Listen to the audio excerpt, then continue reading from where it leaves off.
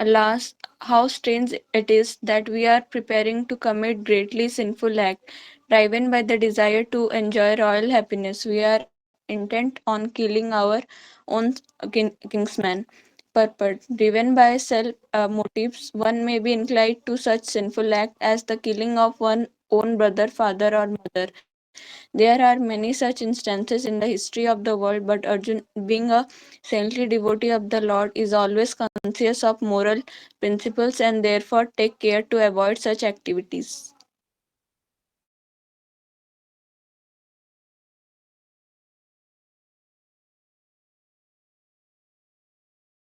प्रभु जी आप म्यूट पे हो। यस।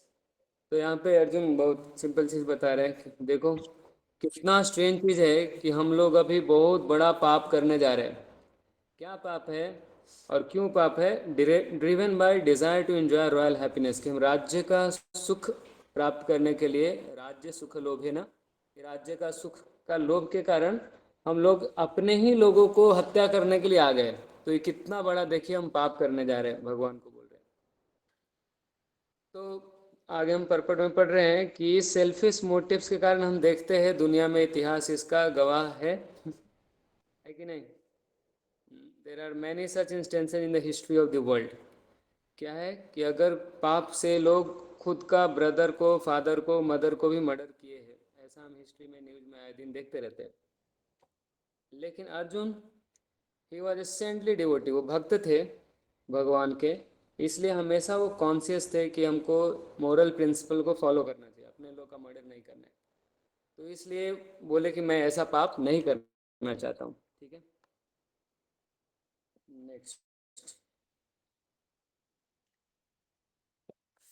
तो इसमें हम थोड़ा सा देख सकते हैं कि कैसे उनके अपने लोग उनको इतना ज़्यादा दुख दिए, फिर भी वो नहीं चाहते हैं कि अपने लोगों को दुख दे बदले में। सब कुछ दुख सहने के बाद भी बोल रहे हैं हम उनको मार नहीं सकते। आगे फिर बता रहे हैं कि यदि माम अप्रतीकारम अशस्त्रम शस्त्रपाण्डयः धार्तराष्ट्रारणे हन्युस्तन्मे क्षेमतरम भवेत्। बेटर फॉर मी, ये कोई पढ़ेंगे? हरे कृष्ण। प्रभु I will read. Better for me if the sons of Dhritarashtra, weapons in hand, were to kill me unarmed and unresisting on the battlefield. Purport: it is the custom, according to Kshatriya fighting principles, that an unarmed and unwilling foe should not be attacked. Arjuna, however, decided that even if attacked by the enemy in such an awkward position, he would not fight. He did not consider how much the other party was bent upon fighting. All these symptoms are due to soft heartedness resulting from his being a great devotee of the Lord.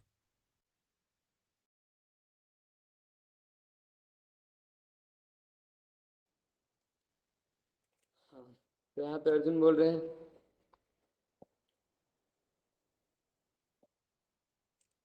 कि अगर धृतराष्ट्र के बच्चे हैं, जो बेटे लोग इधर युद्ध करने के लिए आए हैं, उनके हाथ में हथियार भी रहे और मेरे हाथ में हथियार ना भी रहे, और वो फिर भी मुझे मारेंगे, तो मैं रेसिस्ट नहीं करूँगा। तो ये क्षत्रिय का युद्ध का ये नियम होता था कि अगर कोई अनआर्म्ड है, जिनके पास अगर हथियार नहीं है, और अगर वो युद्ध नहीं करना चाहते, तो उसको ऊपर कोई आक्रमण नहीं कर सकता है। ये युद्ध का नियम है।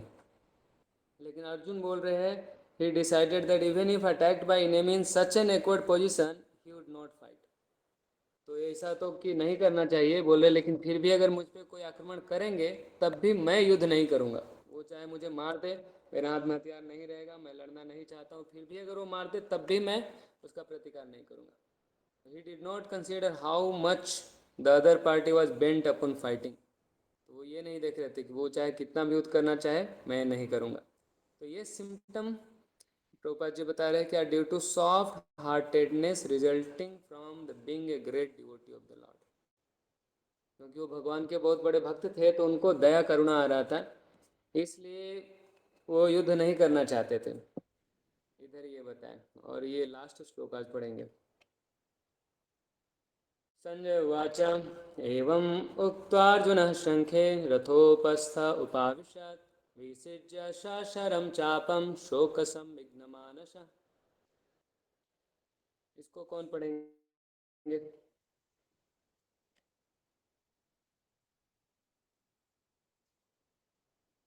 विभुदत्ता, कार्तिक, मंदार।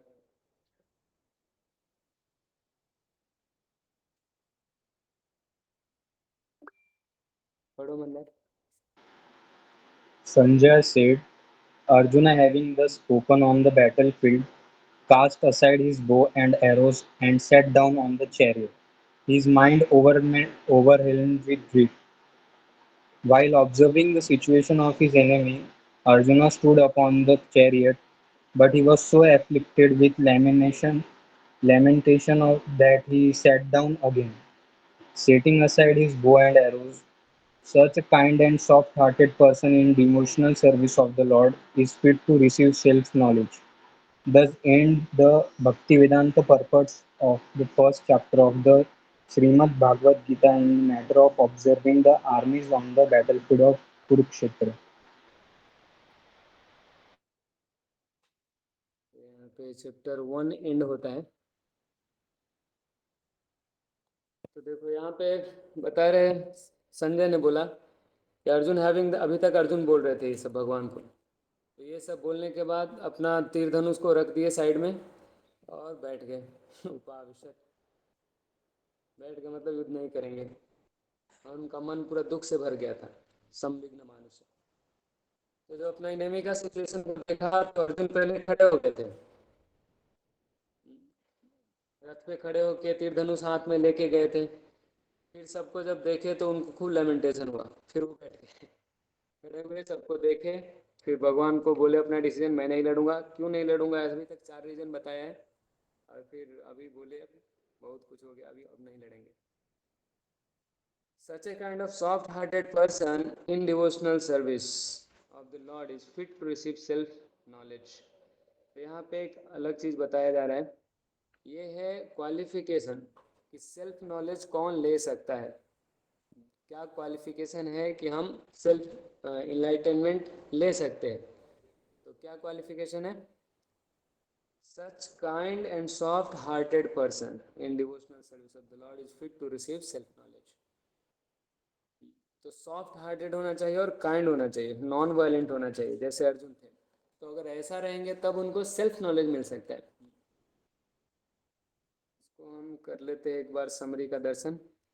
ये हुआ 10 इंच भक्तिवेदांत परपट्स। भक्तिवेदांत परपट पहला चैप्टर का पूरा हुआ। चैप्टर का नाम है observing the armies on the battle field of Kurukshetra.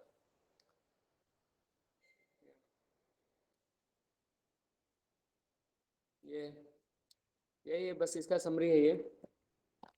तो अर्जुन ये बोल रहे थे कि कितना स्ट्रेंज है ना कि we are preparing to commit greatly sinful act, महत पापम करने जा रहे हैं। क्यों कर रहे हैं? राज ये सुख के लोभे ना, राज का सुख के लिए हम अपने लोग को ही मारने वाले, तो ये बहुत बड़ा पाप है। तो इधर बोल रहे हैं इसका लिंक क्या है कि अगर even if Arjuna is disinclined to fight, अगर यहाँ तक कि अगर अर्जुन युद्ध नहीं भी करना चाहते तो अपोजिट पार्टी तो युद्ध करना चाहता था, वो युद्ध करने के लिए आया था। तो इसलिए अर्जुन ये बोल रहे थे नेक्स्ट वाला श्लोक कि Arjun prefers to die in the hand of without opposing. बोल रहे कि मैं तो युद्ध नहीं करना चाहता हूँ। दुर्योधन लोग युद्ध करना चाहते हैं तो ठीक है, उनको करने दो, मैं मर जाऊंगा, लेकिन मैं युद्ध नहीं करूंगा, मैं अपने रिलेटिव को मार के पाप नहीं लूंगा। तो इसलिए ये फिर आगे वाला श्लोक बोले, better for me if the sons of Dhritarashtra weapons in hand were to kill me unarmed अशस्त्रम एंड अनरेसिस्टिंग अप्रतीकारम, कि मैं रेसिस्ट भी नहीं करूंगा। इस तरह बोल के अर्जुन तीर धनुष को साइड में रख दिया और चैरियट पे बैठ गए। मन तो दुख से भर गया था, लेकिन एक और चीज बताया इधर, क्वालिफिकेशन ऑफ एनलाइटमेंट की एक kind soft hearted non violent person. तो ऐसा कोई है तो he is fit to receive self knowledge by inquiring about atma and not on who is cruel and violent. तो जो क्रूएल है वायलेंट है उसको ज्ञान नहीं मिलेगा, जो सॉफ्ट हार्टेड है, जो काइंड है, जो नॉन वायलेंट है उसको ज्ञान मिलेगा। तो सेकेंड चैप्टर में ज्ञान शुरू होगा। तो हम सेकेंड चैप्टर आज शुरू करें कि कल शुरू करेंगे? आज हम फर्स्ट चैप्टर को ही पूरा देख लेते हैं। क्या क्या पढ़ा हमने देखो तो, दिख रहा है स्क्रीन? Yes, Prabhu. विभू दत्ता क्या बोल रहे हैं?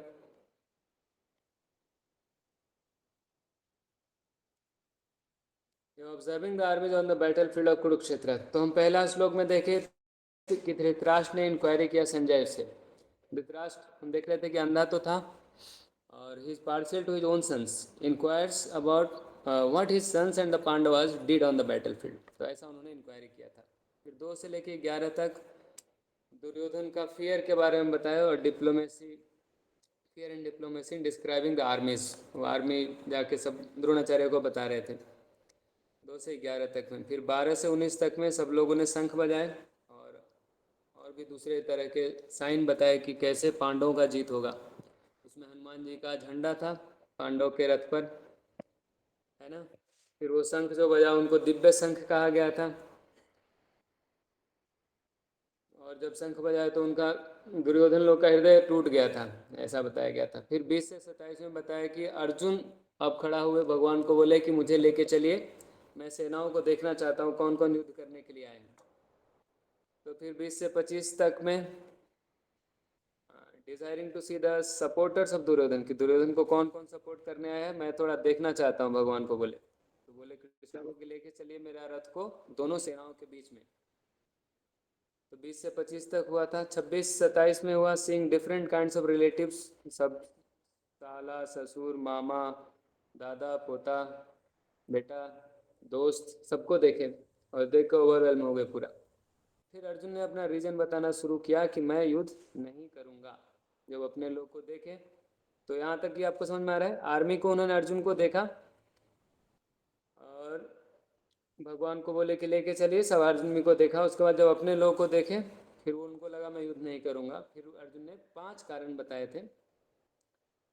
5वां कारण सेकेंड चैप्टर में रहेगा। पहला कारण इधर बताया गया था कि compassion for the relatives and the resultant bodily symptoms.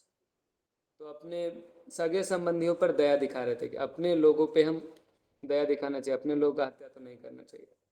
Second reason में देख रहे थे कि मार के कुछ फ़ायदा नहीं होगा, कुछ फ़ायदा नहीं होगा। क्यों? हम इंजॉय करेंगे तो इन्जॉयमेंट किसके लिए रहेगा? हम जीत जाएंगे तो किसको जाके बताएंगे कि हम जीत गए? आखिर हम अपना खुशी तो अपने परिवार के साथ ही शेयर करते हैं ना, अकेले कोई आदमी कैसे खुश रह सकता है? तो ऐसे सोचे वो और जाके बोले कि नहीं, कुछ इन्जॉयमेंट नहीं है युद्ध कर जीत जाने से भी। फिर तीसरा कारण बताए कि ये पाप लगेगा इसलिए मैं युद्ध नहीं करूँगा। चौथा कारण अभी बताए, कल हम लोग कल परसों देखे थे कि फैमिली अगर डिस्ट्रॉय कर देंगे तो उसके कितने सारे हार्मफुल इफेक्ट हैं। पूरा फैमिली का मतलब सोसाइटी का प्रोजेक्ट, फैमिली प्रोजेक्ट सब बर्बाद हो जाएगा, पूरा सब गलत पॉपुलेशन आ जाएगा और पूरा उत्पात मचाएगा। फिर आगे आज के श्लोक में बताए कि अर्जुन दुखी हो गए और डिसाइड किए कि फाइट नहीं करूँगा। लेकिन आगे चैप्टर में होगा कि अर्जुन बोलेंगे कि मैं कंफ्यूज हूँ, मैं डिसाइड ही नहीं कर पा रहा हूँ कि मैं क्या करूँगा। ठीक है, तो इस तरह हमने ये चैप्टर कंप्लीट किया। चैप्टर 2 हम आज शुरू करेंगे कि कल करेंगे? कल करेंगे मुझे लग रहा है।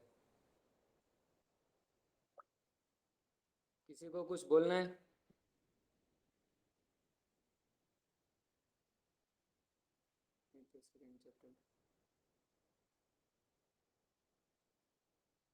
हरे कृष्णा।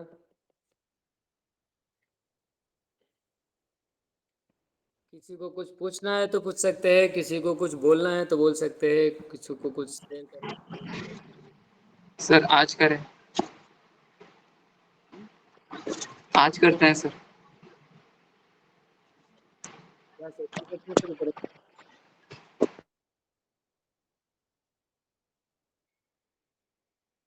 ये पहला श्लोक है।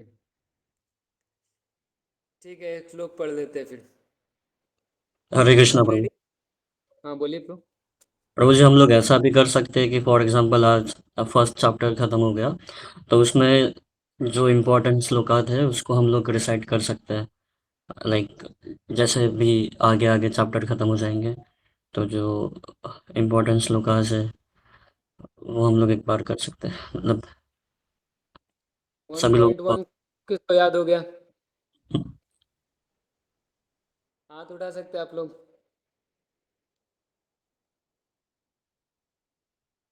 अरे है कि नहीं आप लोग? कौन सा श्लोक से?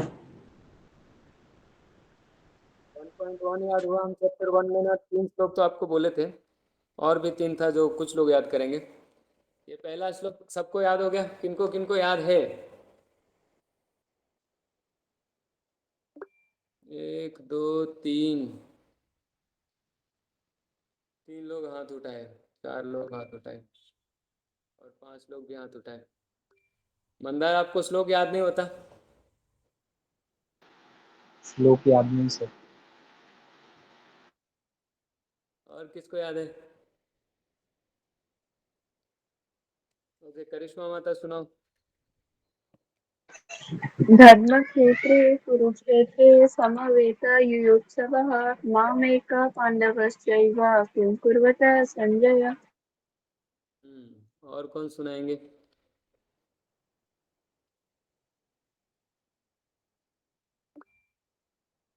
विभू दत्ता बोलो। धर्मक्षेत्रे कुरुक्षेत्रे समावेतायुयुत्सव मामकं पाण्डवश्चैव किमकुर्वत सञ्जय। और कोई दूसरा ट्यून में भी सुना सकते हैं? और कौन सुनाएंगे?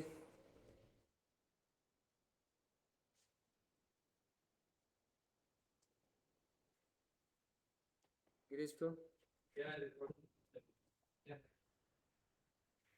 धृतराष्ट्रवाच धर्मक्षेत्रे कुरुक्षेत्रे समवेतायुयुत्सवा मामका पांडवा चैव किम अकुर्वत संजय।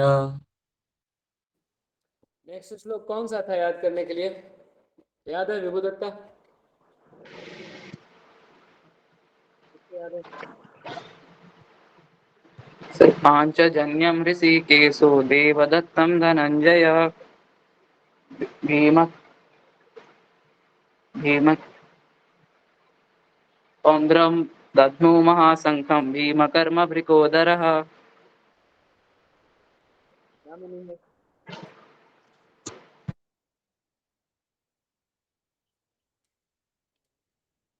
मीनिंग क्या है? सर मतलब पांचजन्य मतलब भगवान का शंख, देवदत्ता अर्जुन का शंख, और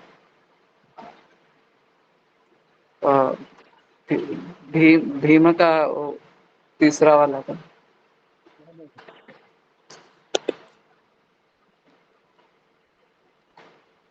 स्क्रीन पे लिखा है, कौन भीम का?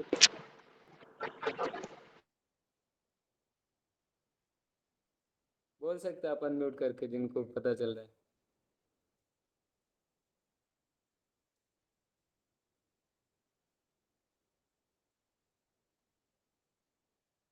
हरे कृष्णा। स्क्रीन दिख रहा है ना सबको? Yes Prabhu ji, it's visible. पता नहीं चल रहा है?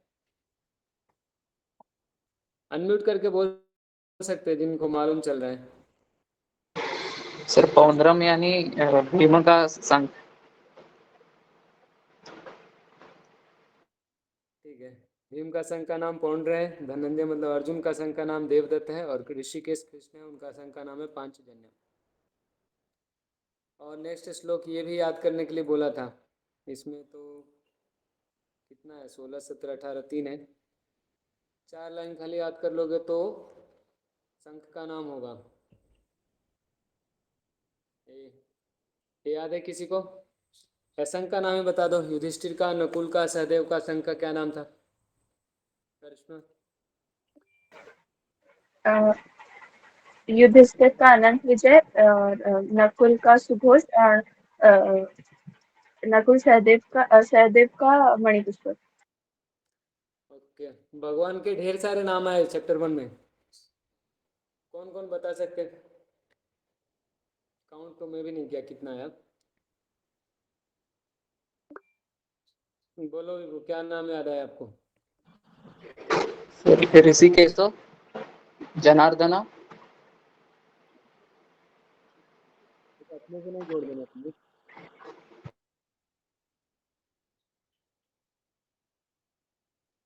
और गोविंद, गोविंदा आया था। और मधुसूदन, मुकुल, केशव,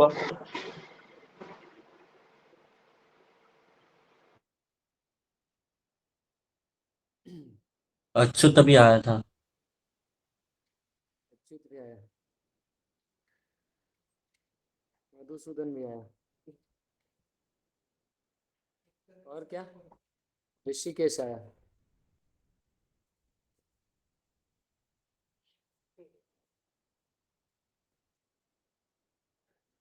गोविंद, गोविंद। और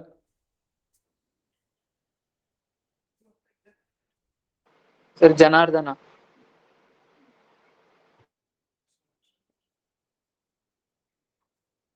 और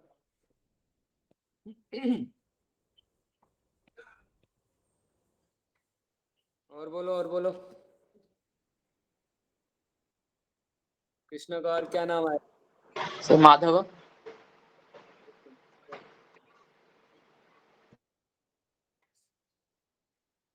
इधर लिख लाता हूँ, माधव। और गोविंदा, जनार्दन। और कुछ? मुकुंद,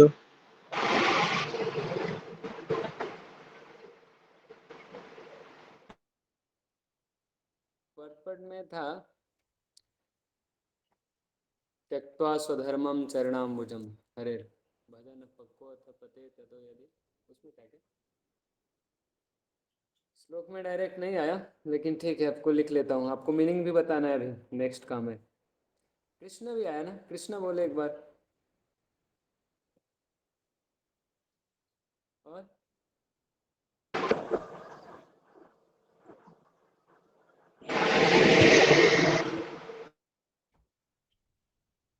स्नेह। और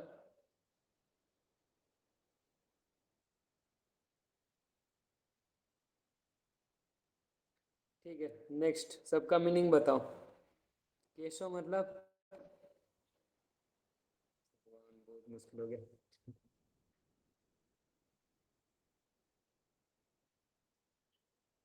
केशव मतलब क्या? Killer of demon, Krish, K C, hmm, Killer of Demon।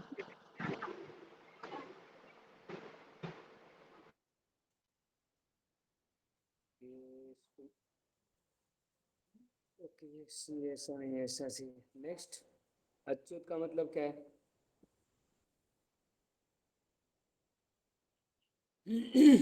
never falls from his position.